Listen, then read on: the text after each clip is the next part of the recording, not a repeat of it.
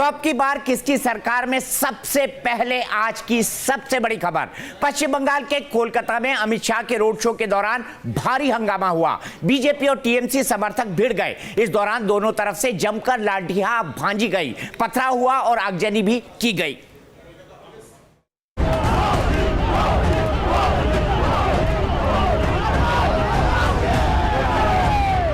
कोलकाता की सड़कें मंगलवार शाम को भगवा रंग से अटी पड़ी हुई थी। कोलकाता जय श्री राम के नारों से गूंज रहा था।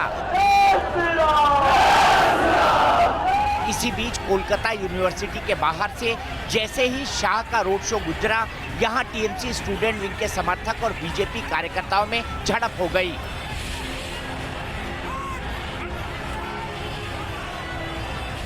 बीजेपी और टीएमसी समर्थकों ने एक दूसरे पर जमकर लाठियां भाजी, पत्थरबाजी की, आगजनी तक हुई। एक बाइक में आग लगा दी गई। इस बीच मौके पर मौजूद पुलिस ने हालात पर काबू पाने के लिए लाठीचार्ज किया। पुलिस ने हंगामा करने वालों पर लाठियां बरसाई और उन्हें वहां से खदेड़ दिया। लेकिन इस हंगामे ने एक बार फिर बंगाल की हिंसक सियासत की तस्वीर को सामने ला दिया है। बीजेपी अध्यक्ष अमित शाह ने आरोप लगाया है कि रोड शो पर हमले के पीछे टीएमसी का हाथ है। उन्होंने कहा कि बंगाल में चुनाव आयोग आंखें मूंद कर बैठा है। फ्रस्ट्रेट होकर ममता दीदी की पार्टी तृणमूल कांग्रेस के गुंडों ने रोड शो पर हमला किया है। आगजनी करने वाले पदार्थ फेंके गए और स्टैम्पेड कराने का प्रयास किया गया। ये साबित करता है कि तृणमूल कांग्रेस लोकतांत्रिक मूल्यों में भरोसा नहीं करती है, लोकतंत्र का गला घोंटने का काम कर रही है। चुनाव आयोग बंगाल के अंदर तृणमूल कांग्रेस के प्रति आंख मूंद कर बैठा है। कम से कम अब चुनाव आयोग को अपनी प्रतिष्ठा बचानी है तो 7वें चरण के अंदर जितने भी गुंडे घूम रहे हैं उनको उन्होंने अरेस्ट करना चाहिए। अरेस्ट करने के लिए हुक्म करना चाहिए। अमित शाह के रोड शो से पहले पीएम मोदी के पोस्टर हटाने को लेकर भी विवाद हुआ। बीजेपी का आरोप है कि तृणमूल कांग्रेस के कार्यकर्ताओं ने प्रधानमंत्री मोदी के पोस्टरों को उन रास्ते से हटा दिया जहां से रोड शो गुजरने वाला था।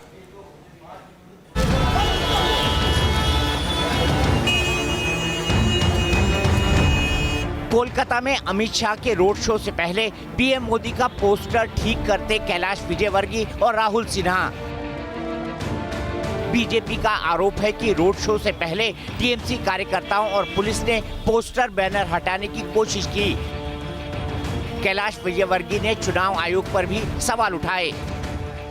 यहाँ पर ममता जी के गुंडे और पुलिस दोनों ने साथ में आकर 15 मिनट में सारे हमारे लगे हुए कटआउट झंडे निकाल कर एक अराजकता का वातावरण बना दिया और जैसे हम आए तो भाग गए, अधिकारी भाग गए और गुंडे भी भाग गए। तो कुल मिलाकर ये अराजकता है। यहाँ पर डेमोक्रेसी बिल्कुल भी नहीं है। जो बंगाल के इलेक्शन कमीशन के अधिकारी हैं वह बिना सेंट्रल इलेक्शन कमीशन की इजाज़त के अराजकता का वातावरण बना रहे हैं। वो चाहते हैं कि यहाँ पर आतंक हो जाए, अगली बार चुनाव हो तो लोग वोट डाल नहीं सकें। कुल मिलाकर ये ममता जी के इशारे पर स्टेट इलेक्शन कमीशन काम कर रहा है और पुलिस काम कर रही है। पश्चिम बंगाल में 15 मई को योगी आदित्यनाथ की हावड़ा में रैली थी, लेकिन उसे रद्द कर दिया गया। इससे पहले सोमवार को बीजेपी अध्यक्ष को जाधवपुर में हेलीकॉप्टर उतारने की अनुमति नहीं मिली थी। बीजेपी का आरोप है कि टीएमसी सरकारी मशीनरी का दुरुपयोग उसके खिलाफ कर रही है। मैं एक सिर्फ पूछना चाहता हूँ, इलेक्शन कमीशन बोले और जो भी बोले, कोई रैली जब होता है, ममता बनर्जी का रैली होता है, ममता बनर्जी सड़क पे पोस्टर फेस्टून लगाते नहीं, उसका परमिशन अलग से होता है? कभी नहीं होता है। इसीलिए रैली मतलब आपका पूरा माइक से लेकर सजावट से लेकर सारे परमिशन है। इसीलिए उसी मार्ग में हम लोग सारे प्रस्तुत किया, सारे सजावट किया। अचानक आके इसको तोड़ देना मतलब इन लोगों ने कमीशन का मॉडल कोड ऑफ कंडक्ट को तोड़ा। कभी कभी ऐसा लगता है कि क्या पश्चिम बंगाल में लोकतंत्र नहीं बल्कि लाठी तंत्र हावी है। इससे पहले अमित शाह के रोड शो की कोलकाता में मेगा शुरुआत हुई। इसके लिए भारतीय जनता पार्टी ने पिछले कई दिनों से तैयारियां शुरू कर रखी थी। आज जब उनका रोड शो शुरू हुआ तो कोलकाता की सड़कों पर बीजेपी कार्यकर्ताओं का हुजूम खड़ा हो गया।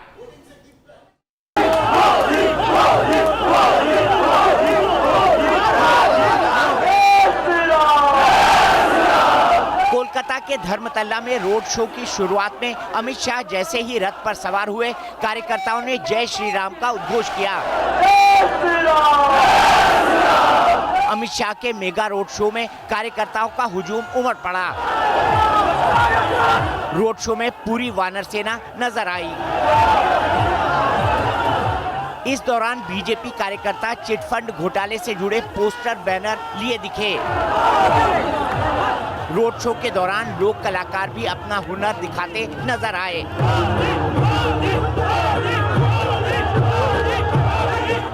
रोड शो के दौरान कार्यकर्ताओं ने ममता सरकार के साथ साथ कम्युनिस्ट पार्टियों के खिलाफ भी नारेबाजी की।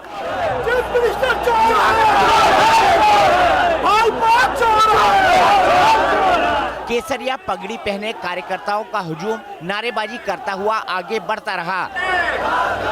इस दौरान आम लोग अमित शाह पर फूल बरसाते नजर आए। बंगाल की जनता जिस प्रकार से उमड़ी है, ये दिखाई पड़ रहा है कि अब ये दिन बहुत दूर नहीं है कि यहाँ परिवर्तन होने जा रहा है। वहीं आज ममता बनर्जी के मीम शेयर करने के मामले में अरेस्ट बीजेपी कार्यकर्ता प्रियंका शर्मा को सुप्रीम कोर्ट से जमानत मिल गई। कोर्ट ने रिहाई से पहले प्रियंका को माफी मांगने का आदेश दिया। बाद में अपने फैसले में बदलाव कर रिहाई के बाद माफी मांगने के आदेश दिए।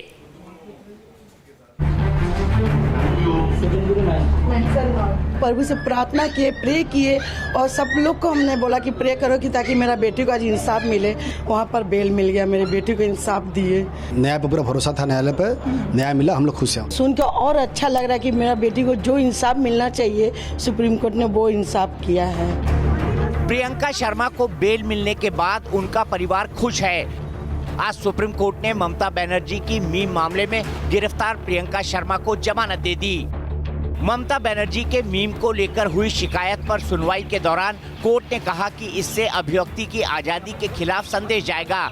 इसी वजह से आरोपी रिहाई के बाद माफी मांगे। प्रियंका शर्मा ने ममता बनर्जी की फोटोशॉप्ड तस्वीर शेयर की थी। इसमें प्रियंका चोपड़ा के मेट गाला वाली ड्रेस में ममता बनर्जी को दिखाया गया था। फोटो शेयर करने के आरोप में पुलिस ने प्रियंका को गिरफ्तार किया था। बीजेपी इस मामले को बंगाल में कार्यकर्ताओं की जीत बता रही है, लेकिन कंडीशनल बेल नहीं है। इमीडिएट रिलीज कहा गया है और अपॉलॉजी करने कहा है। ये लड़ाई अभी शुरुआत है इसकी। इस लड़ाई का अंत मुझे लगता है पश्चिम बंगाल की हिटलरशाही अराजकता खत्म करके ही होगा। ये मेरी अपेक्षा रहेगी और इसके लिए हम लड़ते रहेंगे। तो पश्चिम बंगाल में लाठी तंत्र क्यों हावी है, इसी पर बात करने के लिए हमारे साथ जुड़ गए हैं भारतीय जनता पार्टी के प्रवक्ता प्रेम शुक्ला और बिनोय कुमार सिंह, जो कि तृणमूल कांग्रेस के लीडर है। बिनोय जी, सबसे पहले आपसे जानना चाहता हूं कि आखिरकार क्यों है कि अगर भारतीय जनता पार्टी एक रोड शो भी करना चाहती है चुनाव के वक्त, तो भी उसको तृणमूल कांग्रेस के कार्यकर्ता झगड़ा करके, लाठियों से हमला करके उसको रोक देते हैं। हालांकि भारतीय जनता पार्टी के कार्यकर्ताओं ने भी बाद में झूमा झटकी की, लेकिन सवाल यह उठता है कि चुनाव में प्रचार करने का अधिकार सबको है। ऐसे में भारतीय जनता पार्टी के इस अधिकार से टीएमसी उन्हें वंचित कैसे कर सकती है? नहीं, सवाल आपने जो पूछा है, सवाल तो आप पूछ ही सकते हैं, मगर सत्य तो यह है कि उल्टे चोर कोतवाल को डांटे, उल्टे चोर कोतवाल को डांटे। आज सारा देश ने देखा है किसी भाजपा के किसी नेता का road show meeting Trinamool Congress क्यों रोकेगी? और तृणमूल कांग्रेस को रोकने का अधिकार क्या है? लॉ एंड ऑर्डर तो अभी पूरी इलेक्शन कमीशन के तहत में है। इलेक्शन कमीशन पर लेकिन बिनोय जी, आप इस बात से इनकार कैसे कर सकते हैं कि बीजेपी के कार्यकर्ताओं के सामने तृणमूल कांग्रेस के कार्यकर्ता आ गए? झड़प होनी तो स्वाभाविक थी और उकसाने की शुरुआत भी सुबह से ही हो गई थी। आपने उनके पोस्टर बैनर फाड़ दिए, प्रधानमंत्री के पोस्टर फाड़ दिए, अमित शाह के पोस्टर फाड़ दिए, ऐसा क्यों? यही तो मैं कह रहा हूँ कि उल्टे चोर कोतवाल को डांटे। आज सारा देश ने देखा है कि भाजपाइयों ने और भाजपा के कार्यकर्ताओं ने किस तरीके की नारकीय घटना कलकत्ते में की है, किस प्रकार तोड़फोड़ की है, आगजनी की है। विवेकानंद की मूर्ति तोड़ा है भाजपा के कार्यकर्ताओं ने, ईश्वर चंद्र विद्यासागर की मूर्ति तोड़ा है भाजपा के कार्यकर्ताओं ने।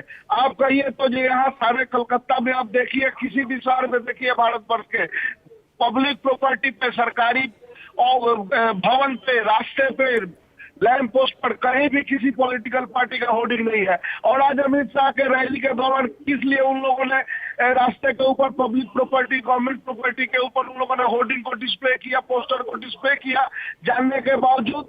इन लोगों को तो राजनीति नहीं करनी है, इन लोगों को तो 23 मई को सारे देश से हार जाना है। और अपने पराजय को देखते हुए भाजपा भारतवर्ष के अंदर में 23 मई के पहले सांप्रदायिक दंगे फैलाने की कोशिश कर रही है।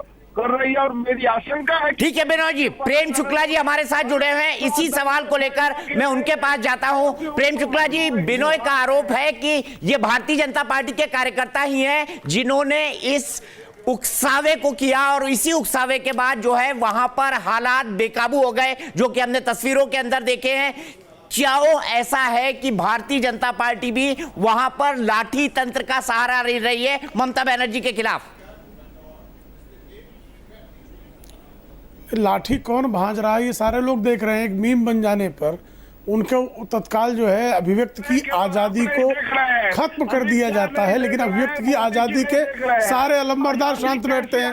कोई भारतीय नहीं, कृपा करके शांत हो जाए। मैं मेरी बारी, जरा इनको शालीनता दिखाइए। दीपक जी कृपा करके वो कहिए ये बंगाल नहीं, ये ममता बनर्जी का बिनोय जी वाला राज नहीं है। आप क्यों शब्दों से उन पर हमला कर रहे हैं? उनका टर्न है, बोलने दीजिए, मैं आपके पास भी आऊंगा। बोलिए प्रेम शुक्ला जी, कंक्लूड करिए। देखिए पूरे देश में हिंसा कहां हो रही है पूरा देश जानता है। सारे देश में चुनाव लोकसभा का हो रहा है, एक ही राज्य में भारतीय जनता पार्टी के कार्यकर्ताओं को सत्ताधारी हत्याएं करते हैं और नृशंस हत्याएं करते हैं। उन नृशंस हत्याओं को करने वाले सारे तृणमूल कांग्रेस पार्टी के पदाधिकारी और कार्यकर्ता हैं। 1 करोड़ रुपया पकड़ा गया। अरे भाई सुनो तो भाई, काहे चीख रहे हो? आपकी चिल्लाहट बता रही है कि आपकी चोरी पकड़ी गई है, आपकी सीना चोरी लोग देख रहे हैं, आप लोकतंत्र के हत्यारे हो, ये लोग देख रहे हैं। और कितनी भी कोशिश कर लो, ममता बनर्जी को बंगाल की जनता पूरी तरह से उनकी निर्ममता का पाई हिसाब लेगी। सामान्य जनता भ्रष्ट ममता का पाई का हिसाब लेगी। बिनोय मेरा सीधा सवाल आपसे, प्रेम शुक्ला जी 1 मिनट। बिनोय मेरा सीधा सवाल आपसे है, और मेरा सवाल ये है कि आखिर क्यों है कि ममता बनर्जी अपने बारे में एक मीम को भी नापसंद कर भारतीय जनता पार्टी के कार्यकर्ता को जेल में भेज देती है? ऐसे मीम तो रोज प्रधानमंत्री के बारे में, राहुल गांधी के बारे में, तमाम नेताओं के बारे में छपते हैं। उनको इतनी जल्दी बुरा क्यों लग जाता है? ठीक है, आप बात तो आपने बहुत ही सही कहा। अगर मैं आपसे एक प्रश्न करूं कि आपके या मेरे परिवार के किसी महिला सदस्य का ऐसा मीम बनाकर कोई पड़ोसी और दोस्त अगर पोस्ट करे तो आप बताइए कैसा लगेगा? आप उसके ऊपर क्या करेंगे? आप क्या उसको स्वीकार करेंगे या विरोध करेंगे?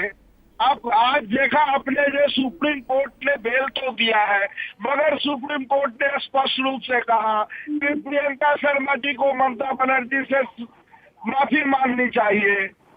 तो आप बताइए, अगर आपके और हमारे परिवार के किसी महिला सदस्य का कोई मीम बनाए या प्रियंका शर्मा जी का कोई ऐसा मीम बना के पोस्ट करे, तो प्रियंका शर्मा जी के माताजी, पिताजी और उनको कैसा लगेगा?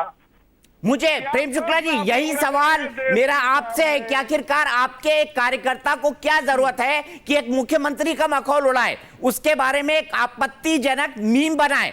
क्या जरूरत थी भारतीय जनता पार्टी के कार्यकर्ता को? कहीं आप तृणमूल कांग्रेस के कार्यकर्ताओं को, ममता बनर्जी को जानबूझकर तो नहीं उकसा रहे?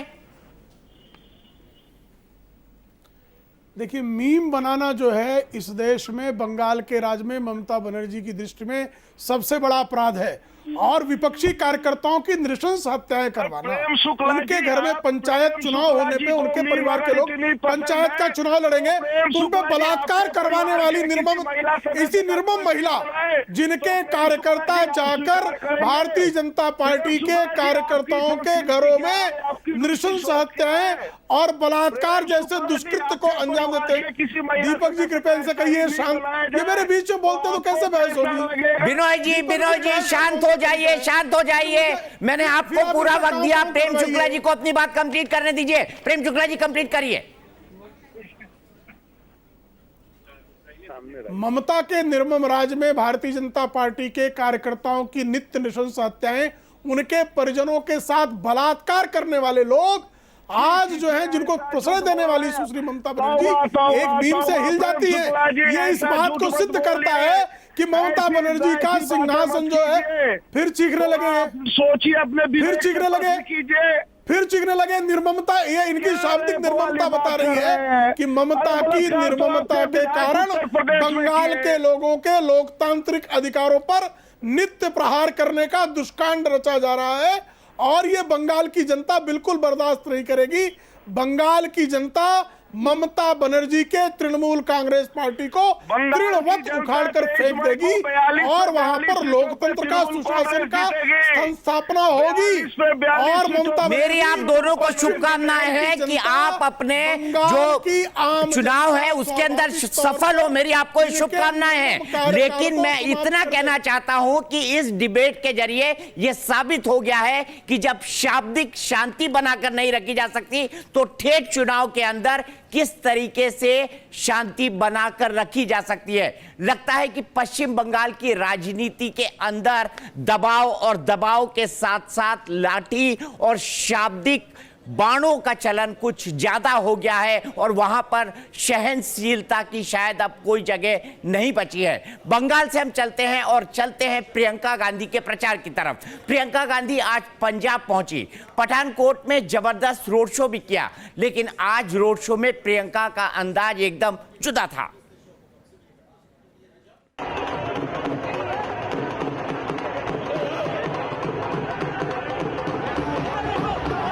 इस चुनाव में अभी तक आपने प्रियंका का ऐसा अंदाज नहीं देखा होगा जब प्रियंका सूट में नजर आई हो। पंजाबी स्टाइल में सफेद सूट, पीला दुपट्टा ओढ़कर रोड शो करती नजर आई हैं प्रियंका गांधी वाड्रा।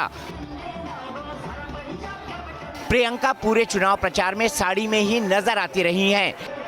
कल इंदौर में भी वो लाल साड़ी में रोड शो करती नजर आई थी, लेकिन आज वो पंजाब पहुंची तो वहां के रंग में रंग गई और पठानकोट में रोड शो किया। पठानकोट गुरदासपुर लोकसभा सीट में आता है। प्रियंका का रोड शो शहीद भगत सिंह चौक से शुरू हुआ तो समर्थकों की भारी भीड़ उमड़ पड़ी। प्रियंका प्रचार रथ पर सवार होकर लोगों का अभिवादन करती नजर आई। प्रियंका ने गुरदासपुर से कांग्रेस उम्मीदवार सुनील जाखड़ के लिए प्रचार किया। रोड शो में सीएम अमरिंदर सिंह और नवजोत सिंह सिद्धू भी शामिल थे, लेकिन प्रियंका के पंजाबी अंदाज ने समर्थकों में उत्साह भर दिया। गुरदासपुर में कांग्रेस के खिलाफ बीजेपी ने सनी देओल को उतारा है।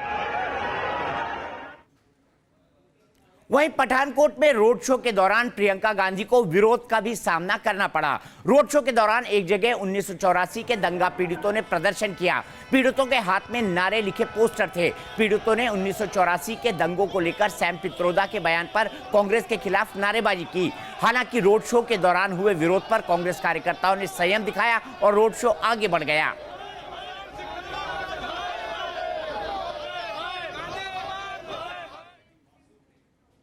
देश और दुनिया को हंसाने वाला आजकल नारा चल रहा है। हम बात कर रहे हैं नवजोत सिंह सिद्धू की। क्या नवजोत सिंह सिद्धू पंजाब के सीएम कैप्टन अमरिंदर सिंह से नाराज हैं? क्या अपनी पत्नी को चंडीगढ़ से लोकसभा का टिकट नहीं मिलने से सिद्धू खफा हैं? आखिर सिद्धू के खफा होने की हकीकत क्या है? आखिरी दौर के चुनाव प्रचार में सभी पार्टियों और उनके स्टार प्रचारकों ने अपनी पूरी ताकत झोंक दी है, लेकिन प्रचार के इस आखिरी पड़ाव में सिद्धू खामोश हैं। दावा किया जा रहा है कि कांग्रेस के स्टार प्रचारक सिद्धू ने वोकल कॉर्ड में खराबी की शिकायत करते हुए प्रचार से दूरी बना ली है। बताया जा रहा है कि मुख्यमंत्री कैप्टन अमरिंदर सिंह से उनका मनमुटाव और चंडीगढ़ सीट से पत्नी का टिकट नहीं मिलना इसके पीछे बड़ी वजह है। खबरों के मुताबिक सिद्धू और कैप्टन के बीच तनाव के मद्देनजर प्रियंका गांधी ने मामले में दखल दिया है। नवजोत सिंह सिद्धू और कैप्टन अमरिंदर सिंह के बीच बढ़ती दूरियों को लेकर प्रियंका गांधी सक्रिय हो गई हैं। लिहाजा प्रियंका गांधी ने सिद्धू को दिल्ली तलब किया। सिद्धू दिल्ली पहुंचे और प्रियंका गांधी से मुलाकात हुई। उसके बाद सिद्धू को शत्रुघ्न सिन्हा के लिए पाटना साहिब में जाकर प्रचार प्रसार करना था, लेकिन अचानक सिद्धू के मोबाइल पर फोन बजता है। प्रियंका कहती हैं कि सिद्धू आपको हमारे साथ भटिंडा चलना है। भटिंडा में पहले से मौजूद थे कैप्टन अमरिंदर सिंह। पंजाब में आखिरी दौर की वोटिंग से पहले कांग्रेस डैमेज कंट्रोल में जुट गई है। प्रियंका गांधी का कैप्टन और सिद्धू के बीच दखल इसी रणनीति का हिस्सा बताया जा रहा है। इस लोकसभा चुनाव में कांग्रेस कोई भी चूक करना नहीं चाहती है। प्रियंका गांधी ने नवजोत सिंह सिद्धू और महाराजा की मुलाकात भले ही करा दी हो, लेकिन ये तो नतीजे ही बताएंगे कि प्रियंका की पहल के बाद दोनों ही नेताओं के रिश्ते कितने मधुर हुए हैं। ब्यूरो जर्नलिस्ट जगदीश चंद्र के साथ Mohit Raj Dubey, news nation, Delhi. Sam Pitroda के बयान पर बवाल शांति नहीं हुआ था कि कांग्रेस के एक और बयान बहादुर सामने आ गए। ये है मणिशंकर अय्यर। एक लेख के जरिए उन्होंने प्रधानमंत्री नरेंद्र मोदी पर निशाना साधने की कोशिश की। मामला बढ़ता देख कांग्रेस ने अपने आप को इस विवाद से दूर रखना ही उचित समझा। मैं उल्लू हूं, लेकिन इतना बड़ा उल्लू नहीं हूं। 7वें चरण से एन पहले मणिशंकर अय्यर ने चुप्पी तोड़ी तो धड़कनें कांग्रेस की बढ़ गईं, क्योंकि इस बार भी मणिशंकर अय्यर के रडार पर है पीएम मोदी, जिनके खिलाफ विवादित बयान देकर वो गुजरात विधानसभा चुनाव में कांग्रेस की फजीहत करा चुके हैं। अपने उसी विवादित बोल को जायज ठहराने के लिए इस बार मणिशंकर अय्यर ने ब्लॉग का सहारा लिया है। अंग्रेजी अखबार के मुताबिक अय्यर ने लिखा है, मैंने पता लगा लिया कि नरेंद्र मोदी जवाहरलाल नेहरू से बहुत नफरत करते हैं। नेहरू ने कैम्ब्रिज यूनिवर्सिटी से नेचुरल साइंस में डिग्री हासिल की थी, जिसकी वजह से उन्होंने भारत और भारतीयों को अंधविश्वास से बाहर निकालने की कोशिश की, जबकि पीएम मोदी उड़न खटोला जैसी पौराणिक बातों पर विश्वास करते हैं। लेख के जरिए मणिशंकर अय्यर ने फिर मोदी के खिलाफ मोर्चा खोल दिया। 23 मई को ये इस किस्म के पॉलिटिक्स का दौर ख़त्म होगा और हम आगे बढ़ सकते हैं। हम लोकतंत्र के पथ पर हमें बढ़ना है तो वापस जाना पड़ेगा पंडित जवाहरलाल नेहरू के ज़माने तक। यूं तो मणिशंकर अय्यर फिलहाल शिमला की शांत वादियों में रुके हैं, लेकिन बात निकली है तो बहुत दूर तक चली गई है। मणिशंकर अय्यर ने बयान दिया तो सियासी बवाल तो मचना ही था। बीजेपी ने मणिशंकर अय्यर के बयान पर पलटवार किया। वहीं कांग्रेस पार्टी बीजेपी को नसीहत दे रही है कि वो पहले मणिशंकर अय्यर का पूरा बयान पढ़े। अगर मणिशंकर अपने पुराने बयान पे कायम है तो देश की जनता भी अपने पुराने निर्णय पर, कांग्रेस को सबक सिखाने के निर्णय पर कायम है। जवाब मिलेगा, करारा जवाब मिलेगा। कांग्रेस पार्टी चुनाव हार चुकी है, इसलिए गाली गलौज पे आ गई है। जो लोग पाकिस्तान में जाकर कहते थे कि मोदी को हटाने के लिए आपका सहयोग चाहिए, वो नरेंद्र मोदी जी को सर्टिफिकेट देंगे। मणिशंकर अय्यर जी के आर्टिकल की आखिरी लाइन है, all the opinion expressed in the article are my personal. पर अगर किसी को इस शर्म इस देश में आनी चाहिए, वो प्रधानमंत्री को आनी चाहिए कि प्रधानमंत्री ने अपनी बदजुबानी, आपत्तिजनक बयानबाजी से इस देश की राजनीति और प्रधानमंत्री को पद को इतना गिरा दिया है। बीएसपी अध्यक्ष मायावती ने आज प्रधानमंत्री मोदी और बीजेपी पर बड़ा हमला किया। मायावती ने कहा कि इस चुनाव में बीजेपी की हार तय है, बीजेपी की नैया डूबने वाली है। आरएसएस ने भी पीएम मोदी का साथ छोड़ दिया है। इस बार चुनाव में पीएम श्री नरेंद्र मोदी की सरकार की नैया डूब रही है, ये सब लोग जानते हैं। और इसका जीता जागता प्रमाण ये है कि आरएसएस ने भी अब इनका ऐसा लगता है साथ छोड़ दिया है, और वह इनकी घोर चुनावी वायदा खिलाफी के कारण भारी जन विरोध को देखते हुए अब इनके स्वयं सेवक झोला लेकर चुनाव में हमें कहीं भी मेहनत करते हुए नजर नहीं आ रहे हैं। जिससे श्री मोदी के पसीने छूट रहे हैं। अब की बार किसकी सरकार में, आगे हम आपको दिखाएंगे बलिया की ग्राउंड रिपोर्ट। लेकिन बलिया जाएं उससे पहले देख लेते हैं कि इस रंग बिरंगे चुनाव में क्या कुछ चटपटा हुआ। जीप के ऊपर भगवंत मान, पंजाबी गाने की बीट्स और बीट्स पर थिरकते भगवंत। कुछ इसी अंदाज में भगवंत मान ने लोगों के बीच पहुंचकर चुनाव प्रचार किया। संगरूर से एक बार फिर किस्मत आजमा रहे भगवंत मान जब समर्थकों के बीच पहुंचे तो खुद ही थिरकने लगे। भगवंत मान के चुनाव प्रचार में भारी संख्या में लोग भी पहुंचे। देखिए कैसे लोग अपने मोबाइल फोन की फ्लैश लाइट जलाकर भगवंत मान के साथ कदम मिला रहे हैं। स्कूटी और बाइक्स पर निकलता काफिला। तस्वीरें छत्तीसगढ़ के अंबिकापुर की हैं और स्कूटी पर सवार ये है छत्तीसगढ़ के कैबिनेट मंत्री टीएस सिंहदेव। शहर को जाम से निजात दिलाने के लिए रिंग रोड बनाया गया है, जिसका निरीक्षण करने मंत्री जी स्कूटी पर निकले तो पूरा सरकारी अमला भी पीछे पीछे निकल पड़ा। आगे आगे मंत्री जी स्कूटी पर चलते रहे तो पीछे पीछे सरकारी अधिकारी। चुनावी मौसम में मंत्री जी की ये सवारी लाइमलाइट में आ गई है। आगे जाकर मंत्री जी ने स्कूटी रोकी तो स्थानीय लोग शिकवे शिकायतें सुनाने पहुंच गए। उन्होंने गौर से लोगों की बातें सुनी। कुछ लोग इसका वीडियो बनाते भी नजर आए। धीरे धीरे वहां लोगों का हुजूम उमड़ पड़ा। सभी ने मंत्री जी का ध्यान स्थानीय समस्याओं की तरफ खींचने की पुरजोर कोशिश की। जंग आजादी की गवाह रही यूपी के बलिया की धरती आज सियासत का अखाड़ा बन गई। 7वें चरण के शक्ति प्रदर्शन में आज बलिया में पीएम मोदी और गठबंधन के दिग्गजों की टक्कर हुई। बलिया से पीएम मोदी ने उज्ज्वला गैस योजना को हरी झंडी दिखाई थी, लिहाजा गरीबी के मुद्दे पर पीएम मोदी खूब गरजे। भारत माता के बलिया जिस प्रकार के गुलामी के खिलाफ बागी हुआ, वैसे ही ये मोदी भी गरीबी से लड़ते लड़ते गरीबी के खिलाफ ही बागी हो गया है। क्रांतिकारियों की धरती बलिया में 7वें चरण की हुंकार इस अंदाज में बुलंद हुई। हार की हताशा साफ साफ दिख रही है। पूर्वांचल में बलिया सहित 13 सीटों पर 19 मई को मतदान होना है। पूरे हिंदुस्तान की जनता 2014 के चुनाव में सभी सीटों पर कमल खिला था। इस बार गठबंधन की चुनौती है, लिहाजा पीएम मोदी ने हार्डकोर पूर्वांचल को भेदने के लिए पूरी ताकत झोंक दी है और इसका शंखनाद बलिया से किया। खास बात ये कि आज गठबंधन के दिग्गजों ने भी बलिया में हुंकार भरी। एक ओर मोदी का शक्ति प्रदर्शन और दूसरी ओर बलिया में ही एसपी अध्यक्ष अखिलेश यादव, बीएसपी सुप्रीमो मायावती और चौधरी अजीत सिंह का जमघट। दोनों ओर से शब्दों के तीर चले।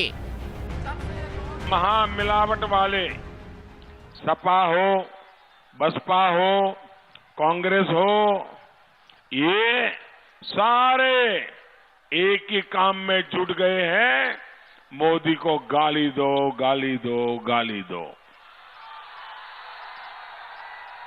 ऐसा कोई दिन नहीं है जब मोदी के लिए उनके मुंह से गाली नहीं निकलती है। ये 6 चरणों के चुनाव के बाद के माहौल की बौखलाहट है। गलत कार्य प्रणाली की वजह से इस बार ये भारतीय जनता पार्टी भी केंद्र की सत्ता से जरूर बाहर चली जाएगी और अभी चुनाव में इनकी कोई भी नाटकबाजी व जुमलेबाजी आदि काम में आने वाली नहीं है। तो आइए अब आपको बताते हैं कि आखिरी चरण में पूर्वांचल की किन किन सीटों पर वोट डाले जाएंगे और पूर्वांचल पर फिर से एक बार अगर भारतीय जनता पार्टी को आना है तो कितनी बड़ी जिम्मेदारी है, ये हम आपको बताते हैं। ये देखिए वो तमाम सीटें हैं, महाराजगंज, कुशीनगर, गोरखपुर, बांसगांव, सलेमपुर, देवरिया, बलिया, वाराणसी, चंदौली, रॉबर्ट्सगंज, मिर्जापुर, गाजीपुर और घोसी। इसमें जो एक सीट थी आजमगढ़ की पूर्वांचल के अंदर, वो सीट सिर्फ मुलायम सिंह यादव के पास थी। इसके अलावा पूर्वांचल की सभी सीटें भारतीय जनता पार्टी के पास थी। तो जाहिर है पूर्वांचल पर एक बहुत बड़ी जिम्मेदारी है कि वो किस तरीके से भारतीय जनता पार्टी के पक्ष में जा पाती है या फिर नहीं। और भारतीय जनता पार्टी को पता है कि अगर उसे अपने बल पर बहुमत लाना है तो इन तमाम सीटों पर उसे जीत दर्ज करनी होगी। माना जाता है कि बलिया से निकली सियासी हवा पूर्वांचल में असर डालती है। आखिरी चरण में पूर्वांचल में 13 सीटों पर मतदान है। 7वें चरण में पीएम मोदी की सीट काशी पर भी मतदान है। इस बार बीजेपी ने काशी में रिकॉर्ड अंतर से जीतने का लक्ष्य रखा है, तो वहीं सीएम योगी के गढ़ गोरखपुर में वापसी करने की चुनौती है, क्योंकि गोरखपुर में लोकसभा उपचुनाव में हुई थी बीजेपी की हार। इस बार एक्टर रवि किशन पर बीजेपी ने दांव आजमाया है। पूर्वांचल में एसपी बीएसपी गठबंधन के जातीय समीकरण को भेदने की चुनौती बीजेपी के सामने है। 2014 में आजमगढ़ को छोड़ सभी सीटों पर बीजेपी का कब्जा था।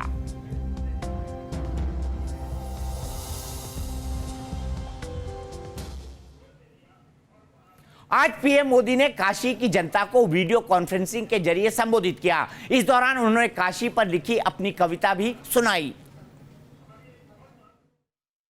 जब मैंने काशी पर लिखने के लिए अपनी कलम उठाई तो कुछ ही शब्द मैं लिख पाया। पुरातन, पुनीत, परिमल काशी। पुरातन, पुनीत, परिमल काशी। अड़िग, अप्रतिम, अविरल काशी। अड़िग, अप्रतिम, अविरल काशी। निरंतर, निर्विघ्न, निर्मल काशी। निरंतर, निर्विघ्न, निर्मल काशी। विशिष्ट, विकसित, विमल काशी। योगी सरकार में रहकर सरकार की नाक में दम करने वाले ओम प्रकाश राजभर ने नया दांव चला है। बीजेपी से गठबंधन न होने पर उन्होंने अपने उम्मीदवार उतारे और पूर्वांचल में 3 सीटों पर गठबंधन और कांग्रेस के उम्मीदवार को समर्थन दे दिया। वो दावा कर रहे हैं कि पूर्वांचल में बीजेपी 3 सीटें भी नहीं जीत पाएगी। ब्रांड मोदी और यूपी के सीएम योगी के सहारे बीजेपी यूपी में 2014 का करिश्मा दोहराने की कोशिश में है।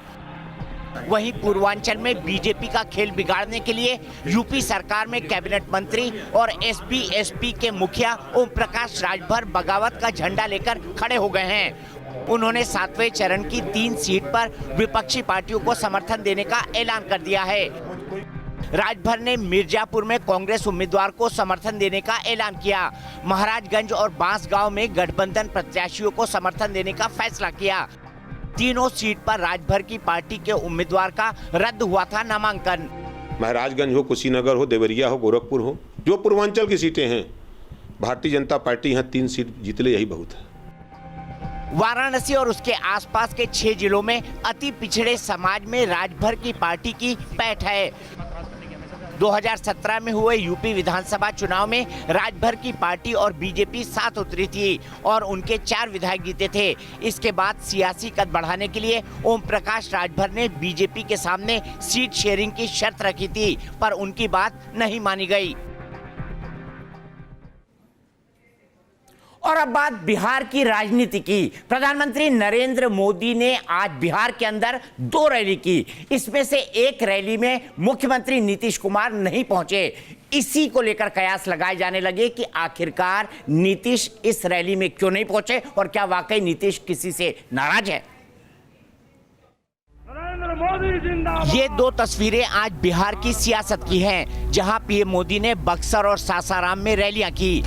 लेकिन बक्सर की रैली में मुख्यमंत्री नीतीश कुमार नहीं पहुंचे। हालांकि सासाराम की रैली में नीतीश कुमार नजर आए। बक्सर में अश्विनी चौबे उम्मीदवार हैं, जबकि सासाराम से छेदी पासवान चुनाव लड़ रहे हैं। नीतीश कुमार बक्सर क्यों नहीं पहुंचे, इस पर सवाल उठ रहे हैं। जबकि मोदी के मंच पर लगे पोस्टर में बीजेपी अध्यक्ष अमित शाह के साथ नीतीश कुमार की तस्वीर लगी थी। एनडीए में शामिल रामविलास पासवान भी रैली में मौजूद थे। बताया जा रहा है कि नीतीश कुमार की न जाने की वजह है केंद्रीय मंत्री अश्विनी चौबे। दरअसल अश्विनी चौबे कई बार अपने विवादित बयानों से नीतीश सरकार के लिए मुश्किलें खड़ी कर चुके हैं। कभी दूर दूर, कभी पास पास, कभी हाँ कभी ना की नियति नीतीश कुमार की हमेशा से रही है। कभी किसी से खूब दोस्ती और कभी काहू से खूब बैर। फिलहाल ये बात और है कि जनसभाओं में नीतीश कुमार नरेंद्र मोदी का गुणगान कर रहे हों, मगर ये भी सच है कि नरेंद्र मोदी के ही कुछ प्रत्याशियों से नीतीश कुमार को शुरू से रहा है परहेज, और यही कारण है कि चुनाव के बीच में बक्सर की सभा भी एक मुद्दा बन गई। वीडियो जर्नलिस्ट सत्येंद्र के साथ रजनीश सिन्हा, न्यूज नेशन, पटना। हालांकि जेडीयू ने नीतीश के रैली में न पहुंचने पर यह तर्क दिया कि नीतीश पाटलिपुत्र में प्रचार में व्यस्त थे। वहीं बीजेपी ने दावा किया कि गठबंधन एकजुट है। एक समय में वो पाटलिपुत्र में भी हो और बक्सर में भी हो, ये संभव नहीं था। और यहाँ पाटलिपुत्र में वो भूपेंद्र यादव के साथ रामकृपाल यादव के पक्ष में सभा कर रहे थे। मुझे ऐसा लगता है कहीं ना कहीं उनकी तस्वीर भले ही होगी, लेकिन उनका कार्यक्रम पहले से वहाँ निर्धारित नहीं रहा होगा और इसीलिए वो नहीं गए। 2-3 दिन के ही प्रचार हैं, तो सब लोग एक तरह से एक बहुत ही सघन रूप से लोग कैंपेन चला रहे हैं। हर एक चरणों में, 6 चरणों में जो चुनाव हुआ उसके कैंपेन को अगर आप देखेंगे तो ऐसा कहीं नहीं है। एनडीए ने बहुत ही प्लान्ड वे में, बहुत ही बेहतर तरीके से और एक यूनाइटेड गठबंधन जो एक होना चाहिए कि एक जो आम जन में भी एक मैसेज जाए, और वो बात में एनडीए के सभी बड़े नेताओं ने मन साझा किया है और सब ने एक दूसरे के लिए कैंपेन किया है। बीजेपी जेडीयू एकजुट होकर प्रचार प्रसार में जुटे हैं, लेकिन यह भी हकीकत है कि कई मुद्दों को लेकर बीजेपी और जेडीयू में मतभेद है। इसीलिए शायद दोनों अलग अलग राजनीतिक दल हैं। किन किन मुद्दों को लेकर बीजेपी और जेडीयू में मतभेद है उसको हम बताएं। धारा 370, इसमें दोनों पार्टियों की राय नहीं मिलती। आर्टिकल 35 है जो कि जम्मू कश्मीर से जुड़ा हुआ है, इसमें भी दोनों पार्टियों की राय नहीं मिलती। यूनिफॉर्म सिविल कोड में भी दोनों पार्टियों का रुख अलग अलग है। बीजेपी यूनिफॉर्म सिविल कोड की वकालत करती है, वहीं नीतीश कुमार इसके खिलाफ है। राम मंदिर के मसले पर भी दोनों की राय जुदा जुदा है। बीजेपी के एजेंडे में राम मंदिर है, जबकि जेडीयू के एजेंडे पर नहीं। सिटीजनशिप अमेंडमेंट बिल पर भी भारतीय जनता पार्टी इसके पक्ष में है, वहीं नीतीश कुमार इसके खिलाफ।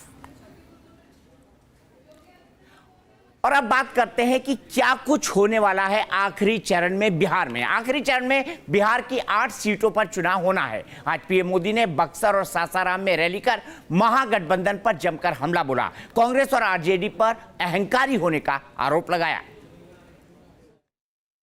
ये कांग्रेस का अहंकारी था जिसने बाबा साहब आंबेडकर का नाम तक देश से, इतिहास से मिटाने की कोशिश की थी। और आज देखिए, लोकनायक की विरासत संभालने का दावा करने वाले बिहार में उसी कांग्रेस के साथ हाथ मिला के, कंधे से कंधा मिला करके लोगों के पास वोट की भीख मांग रहे हैं। ये टुकड़े टुकड़े गैंग को देश तोड़ने की बात करने वालों के साथ खड़े रहते हैं। इसलिए देश कह रहा है अब बहुत हुआ। और आइए आपको बताते हैं कि आखिरी चरण में बिहार में किन 8 सीटों में चुनाव होने हैं। इसमें राजधानी है जहां पर बेहद दिलचस्प जंग देखने को मिल रही है। पटना साहिब में भारतीय जनता पार्टी के रविशंकर प्रसाद और गठबंधन के जो शत्रुघ्न सिन्हा हैं उनके बीच मुकाबला है। पाटलिपुत्र में 2014 के नतीजे के हिसाब से भारतीय जनता पार्टी रही थी, बक्सर में भी बीजेपी थी, आरा में भी बीजेपी थी। ये 2014 के हिसाब से हम सीटें बता रहे हैं। 8 सीटों पर दंगल है। नालंदा पर जेडीयू थी, सासाराम में बीजेपी, जहानाबाद में आरएलएसपी, काराकट में आरएलएसपी। लेकिन अब आरएलएसपी महागठबंधन में शामिल हो गई है, एनडीए से अलग हो गई है। तो यहां पर भी अब महागठबंधन और एनडीए के बीच सीधी टक्कर है। बिहार के बाद चलते हैं उत्तर प्रदेश, जहां पर रायबरेली में विधायक अदिति सिंह के काफिले पर कथित हमले का सनसनीखेज मामला सामने आया है। अदिति सिंह ने रायबरेली से बीजेपी उम्मीदवार दिनेश सिंह पर हमले का आरोप लगाया है।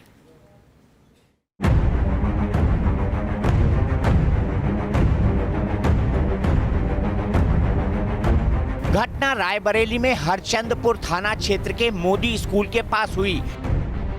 यहां के टोल प्लाजा और फ्लाईओवर पर जमकर बवाल हुआ। कई गाड़ियां पलट जाने से सड़क पर जाम जैसे हालात हो गए थे। अदिति सिंह का आरोप है कि रायबरेली जिला पंचायत अध्यक्ष के अविश्वास प्रस्ताव के दौरान दिनेश सिंह ने हमला करवाया।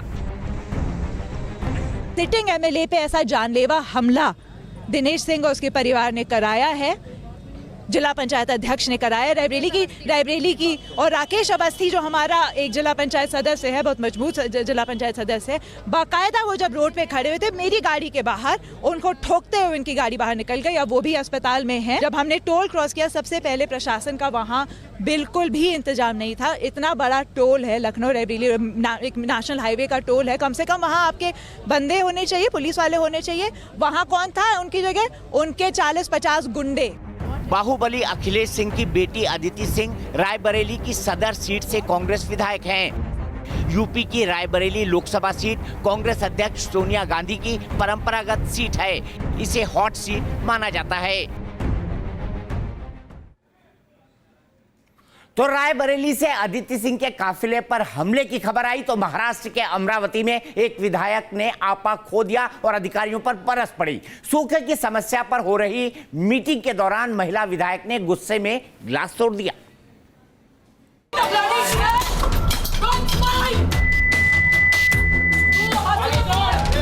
मैडम एमएलए को गुस्सा आया तो हड़कंप मच गया। विधायक महोदय इस कदर आग बबूला थी कि मीटिंग के बीच में ही गिलास फेंक दिया। इतना ही नहीं, सरकारी अधिकारियों के साथ उन्होंने गाली गलौज भी की।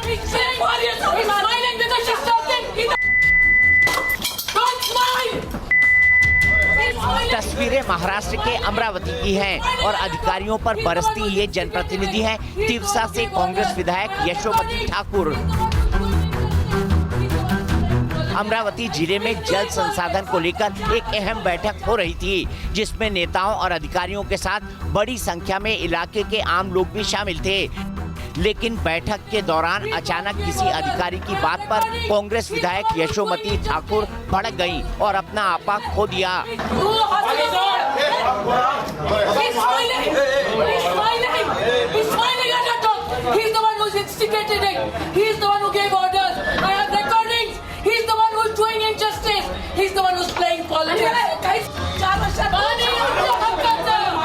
विधायक महोदया यही नहीं रुकी, मीटिंग में अधिकारियों के खिलाफ उन्होंने नारे भी लगवाए।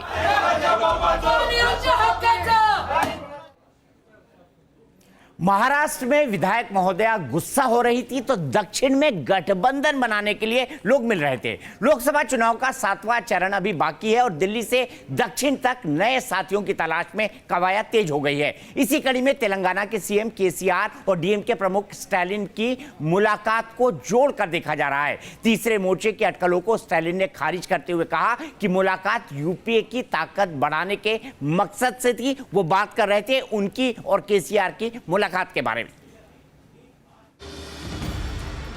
तेलंगाना के मुख्यमंत्री चंद्रशेखर राव और डीएमके प्रमुख एमके स्टालिन के बीच मुलाकात की इन तस्वीरों से सवाल कौंधने लगे थे कि क्या ये तीसरे मोर्चे की तैयारी है और क्या कांग्रेस को झटका देने की कोशिश में है डीएमके।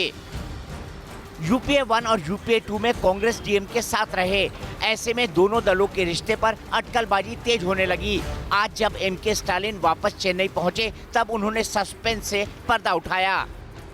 डीएमके प्रमुख स्टालिन ने केसीआर से कहा कि वो यूपीए में शामिल होने पर विचार करें। क्षेत्रीय नेताओं को एक साथ रहने की बात भी मीटिंग में कही गई। दरअसल तमिलनाडु की राजनीति से दिल्ली तक डीएमके और कांग्रेस का पुराना नाता रहा है। यूपीए 1 और यूपीए 2 सरकार में डीएमके शामिल भी हुई। खुद लोकसभा चुनाव से पहले एमके स्टालिन ने राहुल गांधी के पीएम उम्मीदवारी का खुलकर समर्थन किया था। कांग्रेस की ताकत बढ़ाने के लिए स्टालिन नए दोस्तों को जोड़ने में जुट गए हैं। महाराष्ट्र में चुनाव भले ही खत्म हो गए हैं, लेकिन चुनाव तल्खी अभी भी जारी है। आपको याद होगा जब 26/11 के बाद तब के मुख्यमंत्री विलासराव देशमुख अपने बेटे और राम गोपाल वर्मा, जो कि एक फिल्मकार हैं, उनको मुंबई में जो हमला हुआ था उसकी साइट्स को दिखाने ले गए थे, जिसके बाद विलासराव देशमुख की कुर्सी भी चली गई थी। उसी मुद्दे पर पीयूष गोयल ने आज विलासराव देशमुख पर हमला बोला, लेकिन पलटवार विलासराव देशमुख के बेटे रितेश देशमुख ने किया। वहां गोलियां चल रही थी, वहां मुख्यमंत्री एक फिल्म प्रोड्यूसर को लाके अपने बच्चे को फिल्म का रोल दिलाने के लिए चिंता कर रहे हैं। केंद्रीय मंत्री पीयूष गोयल ने बिना नाम लिए दिवंगत नेता विलासराव देशमुख पर आरोप लगाए तो उनके बेटे और फिल्म एक्टर रितेश देशमुख मैदान में उतर आए और पीयूष गोयल पर ट्वीट के जरिए पलटवार किया। रितेश देशमुख ने लिखा, ये सच है कि मैं ताज ओबेरॉय होटल गया था, लेकिन ये झूठ है कि जब गोलीबारी और बम धमाके हो रहे थे तब मैं वहां था। ये भी सच है कि मैं अपने पिता के साथ था, लेकिन ये झूठ है कि वो मुझे फिल्म में रोल दिलाने की कोशिश कर रहे थे। हालांकि रितेश के पलटवार पर पीयूष गोयल एक बार फिर आरोपों के तीर छोड़ने से नहीं चूके। उन्होंने ट्वीट किया और क्या साबित किया? यही साबित किया कि उन्होंने ये काम किया था और उसके लिए उनको रिजाइन करना पड़ा। आपको बता दें कि 2008 में आतंकी हमलों के बाद तत्कालीन मुख्यमंत्री विलासराव देशमुख नुकसान का जायजा लेने के लिए मुंबई के होटल ट्राइडेंट पहुंचे थे। इस मौके पर उनके साथ निर्माता निर्देशक राम गोपाल वर्मा और उनके बेटे रितेश देशमुख भी थे, लेकिन इन दोनों की मौजूदगी की वजह से वो विरोधियों के निशाने पर आ गए और तो और उन्हें अपनी कुर्सी से हाथ भी धोना पड़ा था। वीडियो जर्नलिस्ट सिद्धेश वासगे के साथ विकास श्रीवास्तव, न्यूज़ नेशन, मुंबई।